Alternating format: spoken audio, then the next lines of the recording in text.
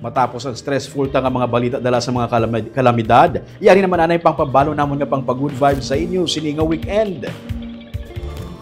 Una ta diri. Laan tawa balang itsura sang sini nga supak. Ang pulor sang tubig, nagaagaw-agaw blue-green. Ang mga bato sa idalom, itaon pagikan sa ibabaw. Matawhay, malinong. Cold ang tubig bangod halin pa sa kabukiran sa Barangay Patag sa Silay City. Kantuan tang ini nga suba buwas sa tripping ni Ruming at 8 a.m.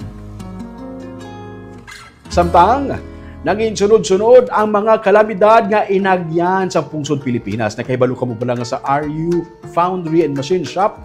Mayara sila sa technology nga luyag i-share sa mga LGU para ang mga utan pwede ma-preserve. Kag ini ang ipak, kag para imbis nga noodles o kundilatas ang ipakaon sa mga evacuees, pwede sila mapakaon sang utan. Ang mga na-preserve o kung na-dehydrate ng mga utan, ang ibutangan lamang sa init nga tubig kag sarang na ma-serve para hindi puro noodles kag dilatas ang ginapakaon sa ila. Ini naman ang tunanta sa Domingo sa isa naman ka episode sang Are You Agreeable?